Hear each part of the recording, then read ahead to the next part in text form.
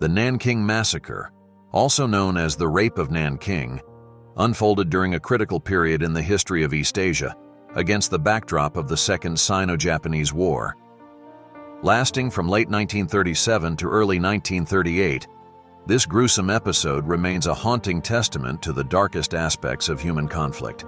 The Second Sino-Japanese War erupted in 1937 as Japan sought to expand its influence in East Asia. In the midst of this conflict, the Chinese capital, Nanking, became a focal point of intense hostilities. The Chinese nationalist government, led by Chiang Kai-shek, made a strategic decision to relocate its capital to Chongqing, leaving Nanking vulnerable to Japanese forces. In December 1937, the Imperial Japanese Army, after capturing Shanghai, set its sights on Nanking.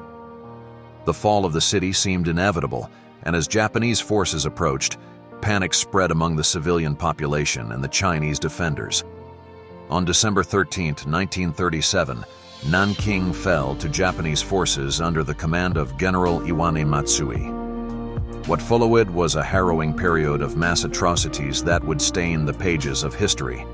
The Nanking Massacre is infamous for the widespread and systematic atrocities committed by the Imperial Japanese Army against the Chinese population. The invaders unleashed a wave of violence that included mass killings, rapes, looting, and acts of unimaginable brutality. One of the most notorious aspects of the massacre was the large-scale sexual violence inflicted upon the civilian population. The estimated number of rapes during the Nanking Massacre varies, but conservative estimates suggest tens of thousands of women were assaulted. The extent of sexual violence became a horrifying hallmark of the atrocities, leaving an enduring scar on the survivors and the city itself. Mass killings and war crimes. In addition to sexual violence, the Imperial Japanese Army engaged in mass killings of both civilians and disarmed Chinese soldiers. The sheer scale of the bloodshed was staggering, with estimates ranging from tens of thousands to several 100,000 victims. The brutality of the killings and the disregard for human life reached unprecedented levels.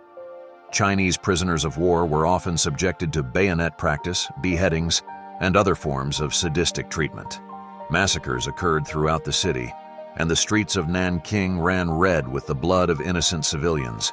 The war crimes committed by Japanese soldiers during the Nanking Massacre were not limited to individual acts of violence. Large-scale organized killings, such as the infamous contest to kill 100 people using a sword, were documented by both Chinese and international observers. News of the atrocities in Nanking began to filter out, causing shock and outrage around the world. Journalists, missionaries, and foreign nationals who had remained in the city documented the horrors they witnessed, providing crucial evidence of the scale of the atrocities. The International Committee for the Nanking Safety Zone, led by individuals such as John Rabe and Minnie Vautrin, played a crucial role in providing a safe haven for civilians within the city. Their efforts, often at great personal risk, saved numerous lives and documented the brutality of the Japanese occupation.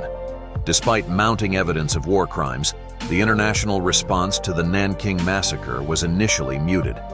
Political considerations and a desire to maintain diplomatic relations with Japan tempered some nations' reactions. However, as more information emerged, condemnation grew, and the Nanking Massacre became a focal point for those advocating justice and accountability. In the aftermath of World War II, the Tokyo trials, held from 1946 to 1948, addressed various war crimes committed by Japanese military and political leaders. The Nanking Massacre was one of the key atrocities examined during these trials, and the verdicts handed down reflected the severity of the crimes committed. Several high-ranking Japanese military officials were found guilty of war crimes related to the Nanking Massacre, with some receiving the death penalty. These trials marked an important step towards acknowledging and holding individuals accountable for the atrocities committed during the war. Controversies and denial. Despite the overwhelming evidence and the verdicts of the Tokyo trials, the Nanking Massacre remains a contentious and sensitive topic. In the decades following the war, some Japanese nationalists and revisionists out to downplay or deny the extent of the atrocities. This denial has strained relations between Japan and China, as well as other nations that suffered under Japanese occupation. The controversy surrounding the Nanking Massacre is not limited to international relations. It also extends to domestic debates within Japan. The ongoing discussion about historical memory, responsibility, and the portrayal of wartime events in educational materials reflects the complex and nuanced nature of confronting the past. Legacy and remembrance. The Nanking Massacre left an indelible mark on the survivors, the city of Nanking, and the collective memory of both China and Japan. The scars of the atrocities endure, shaping the narratives of history and influencing diplomatic relations between the two nations. In Nanking, the Memorial Hall of the Victims in Nanking Massacre by Japanese invaders stands as a solemn reminder of the tragedy. The museum houses artifacts, testimonies, and exhibits that bear witness to the horrors of the massacre, ensuring that future generations do not forget the human cost of war. The Nanking Massacre serves as a stark reminder of the consequences of unchecked aggression, the fragility of civilian lives during conflict, and the imperative to pursue justice and accountability for war crimes. Remembering the Nanking Massacre is not only an act of honoring the victims, but also a commitment to preventing such atrocities from happening again in the future.